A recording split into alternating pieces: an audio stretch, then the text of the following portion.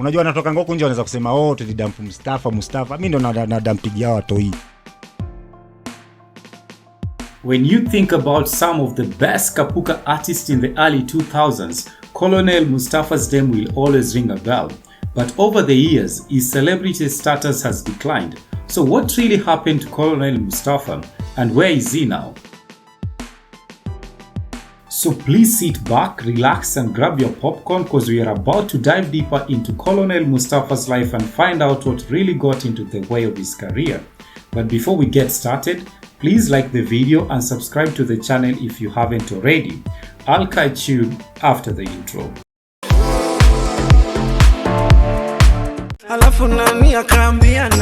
Daudi Mustafa, popularly known as Colonel Mustafa, was born in Dar es Salaam to a Kenyan father, Mr. Gamer, and a Tanzanian mother, Fatma.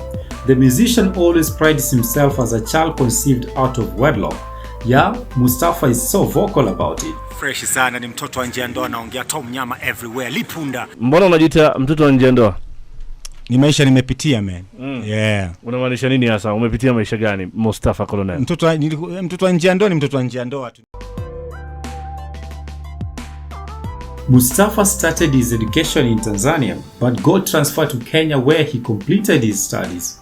Like many other early 2000s artists in Kenya, Mustafa started his career at jam sessions of the Florida 2000 nightclub in Nairobi.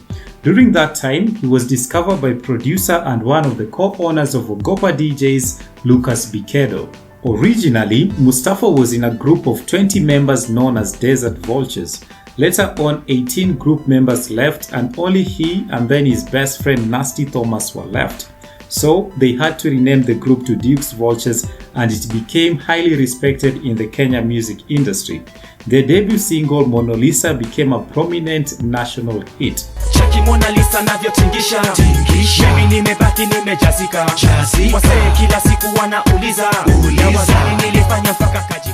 The group enjoyed a lot of success and was unstoppable between 2003 and 2008. The duo parted ways in 2010 after Nasty Thomas found the love of his life, a Norwegian lover. According to most music enthusiasts, Nasty Thomas leaving the group because of a lady really affected Mustafa negatively and left him with no other choice but to join the bandwagon of being in a serious relationship.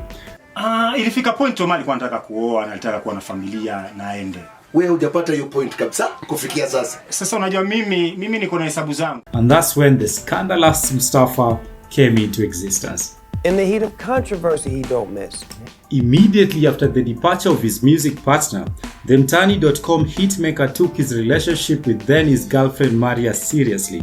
We all remember Maria, the gorgeous chick from the hit song Chokoza that she collaborated with Avril.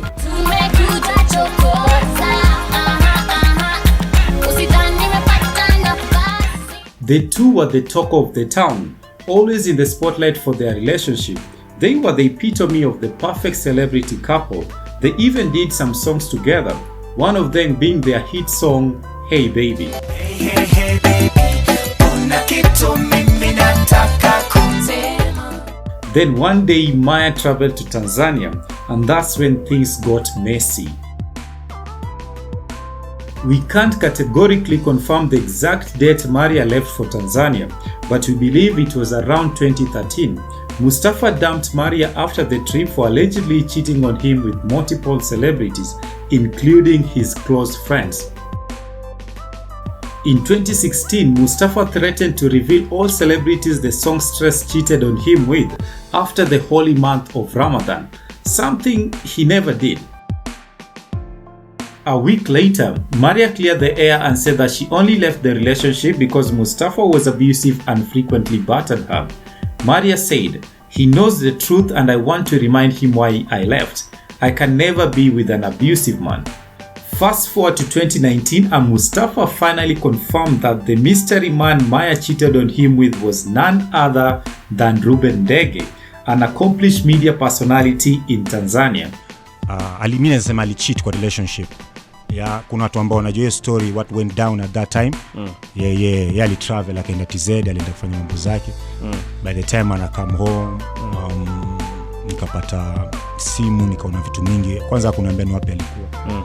Yo, so alikuwa anafanya mambo zake, so nikaona kila kitu na nani alikuwa naye at that time. Alikuwa nani? Msanii? Jamaa tu wa radio kwa bongo. Yeah. Alikuwa nani jamaa mwenyewe? Kwa sababu aishapita. Ruben Ndege.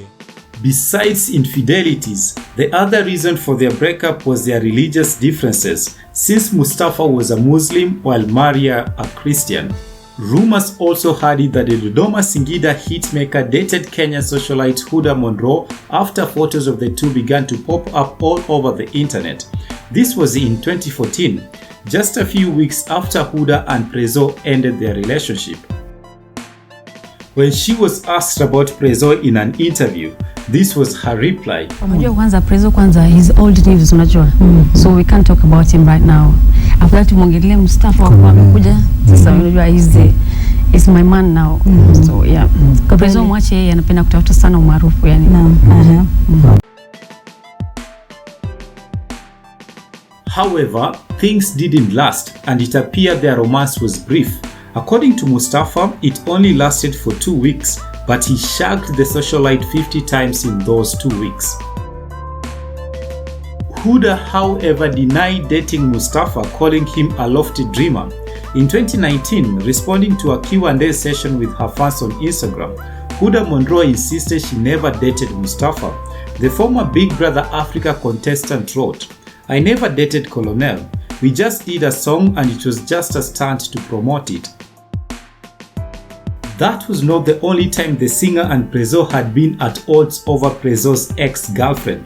In 2017, speaking to Showbuzz, Mustafa promised to take care of Prezzo's ex-girlfriend Michelle Yola. The musician said, "Kama hawezi chunga bibi, then tutamchungia." The self-proclaimed president didn't take that statement lightly and had to respond through an interview with Willie M. Tuva. You know, mtu kama Mustafa sio ati nitashikana naye mashati au nini, nitavua tu mkanda ni mfunde. Ni mfunde proper, afu akishashika adabu basi nitamsaidia. Ametoa mikanda, kitu anachokifanya ni kwamba ametoa mikanda, tuna mkanda wa anapigwa na style yani designer. Anapigwa na design. Tunampiga na Gucci. Au akishika adabu kidogo tunampiga na Louis Vuitton. Later on, the Kenyan Tanzanian-born musician dated an up-and-coming gospel artist named Mikato. Unfortunately, very little is known about her and we couldn't find any of her music on digital music platforms. Was he lying about the lady being a musician? I guess we will never know. In 2016, Mikato bought Mustafa a car worth 2 million Kenyan shillings as a Christmas gift, and we all believed finally Mustafa had found his true love. But just when he thought everything was going in the right direction, life threw him a curveball. In 2017, speaking to 10 over 10, Mustafa confirmed that the two had broken up and the reason was simple. Mikato insisted on no sex before marriage. Yeah, I broke up with a gospel artist because alisema mimi kumoa lazima kuwe virgin kwanza. Okay. Yeah. So mimi nikasema I can't do that. Unaweza fanya mzee? Ulikuwa unataka uwe kabla ya lipunda. Before. Kabla tuone lazima tujuane kwanza kidogo. Nijue unaweza kuwa mwanaume pia na sijui. He then dated Florence Natalie, better known as Naughty Flo. Well, Mustafa, I like him. Yeah, I like him. 50-50? No, I like him. 100%. I really do, yeah. So there's something between you guys, right? Yeah. The two crossed paths for the first time in the popular reality TV show Nairobi Diaries, which they both starred in. But just like his previous relationships, these didn't last long either. In 2019, Naughty Flo confirmed the allegation that his then boyfriend was gay. The rumor started when a former Nairobi Diaries actor and an up-and-coming rapper, Trap King Chrome, accused him of being homosexual, something Mustafa brushed off. Naughty Flo wrote, "You guys, Trap King Chrome was right. Mustafa is gay and he lives with his boyfriend in Utawala. Confirmed. Wow, fake Muslim." Speaking to Radio Citizen in December 2019, Mustafa accused the rapper of being violent and frequently biting and beating him up when they were together. Alianza kuwa violence, alianza kwanza kuniuma. Yeah. Bwana nimepigwa meno na maalama, nimepigwa meno nyingi, mbona na mapicha nimepigwa meno na maalama kibao, yani na maalama si ndio hizi. Hivi tukizungumzia wanaume ambao wanapigwa, wewe unaweza sema kulikuwa unapigwa? Ya kwa sababu mimi nitaua nikipiga. Sasa napiga na sasa napiga. So ulikuwa unapigwa Mustafa? Mimi nanipiga na mimi sasa najua mimi nitakupiga kivipi mida, lakini mimi ngumi sikupigi. Mimi nakupiga usiku tu. But really, physical abuse, have you seen him? He's a giant. He's a giant. I'm like half his size or something, or even quarter, but he cheated on me. Yeah.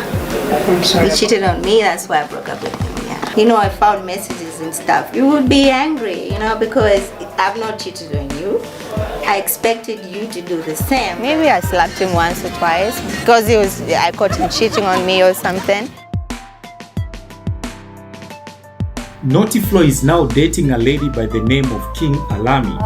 I'm King Alami.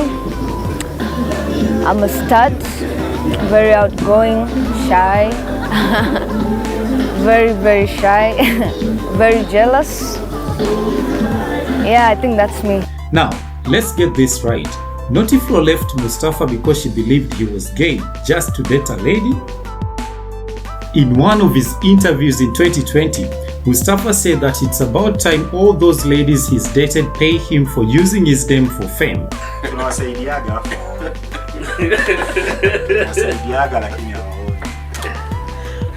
Watu wataanza kunilipa wote kwa live kuanzia Maria, all of them they have to pay me.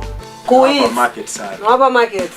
Kuna watu wakidate Mustafa wanajulikana afu watu wengine wanachanganyikiwa zaidi. Sasa inakuwa pia kazi zaidi.